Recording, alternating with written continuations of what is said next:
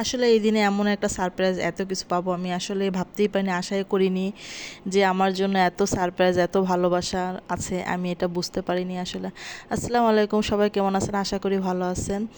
আজ আসলাম নতুন একটা ভিডিও নিয়ে। বুঝতেই থাম্বনেল দেখে বুঝতে পারতেছেন কিসের ভিডিও। আসলে আজ আমার বার্থডে, কি আর বলার, সবাই আমাকে এত এত ভালোবাসা দিছে আমি বুঝতেই পারিনি। আমার এত শুভাকাঙ্ক্ষী, এত ভালোবাসার মানুষ আমার আশেপাশে আছে। আসলে সবসময় মনের ভিতরে দুঃখ কষ্ট সবারই থাকে, আমারও আছে। এই নিয়েই তো আর বাস করা যায় না, তাই না?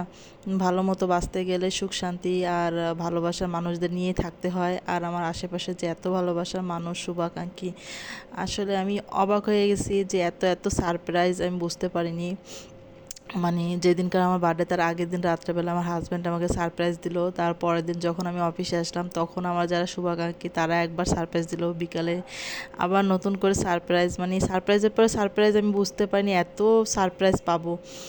আর আমার এত শুভাকাঙ্ক্ষী, এত ভালোবাসার মানুষ, এত প্রিয় মানুষ আমার আশেপাশে, এটাও আমি বুঝতে পারিনি তারা এত এত ভালোবাসা দেবে। ওরা সবাই কেক কিনে নিয়ে আসলো আমাকে না জানিয়ে, বুঝতেও পারিনি আমি। আর এই আর কি, ওরা জোর করে এক প্রকার আমাকে কেক কাটাইলো। আর আমিও অনেকটাই খুশি ওদের এত ভালোবাসা পেয়ে। আসলে যেটাই হোক না কেন, ছোট হোক বড় হোক, সব কিছুই ভালোবাসা দিয়েই তৈরি।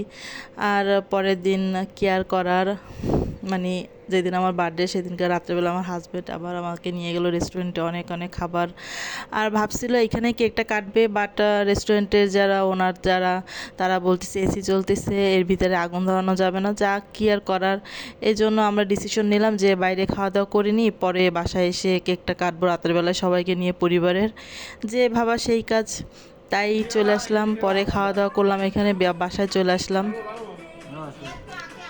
আসার পর তো সবাই আমার আশেপাশে দেখতেই পারতেছেন, আমার শাশুড়ি, দেবর, হাজব্যান্ড, বাবুরা সবাই আছে।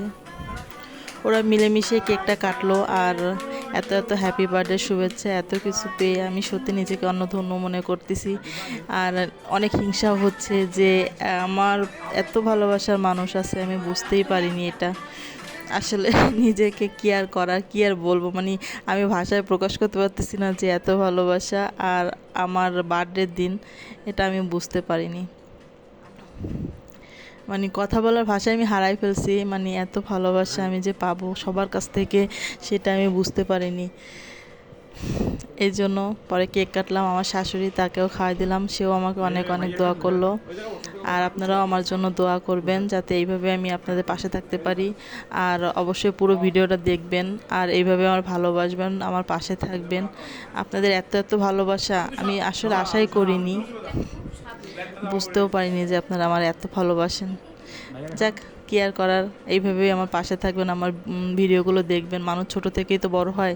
আমিও একটা স্বপ্ন দেখি, সেই স্বপ্ন যদি আল্লাহ পূরণ করে, অশেষ শুকরিয়া তার কাছে।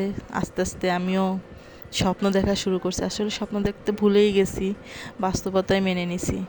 তারপর নতুন করে বাঁচতে ইচ্ছে করে, স্বপ্ন দেখতে ইচ্ছে করে। স্বপ্নতেই তো মানুষ বাঁচে, তাই না?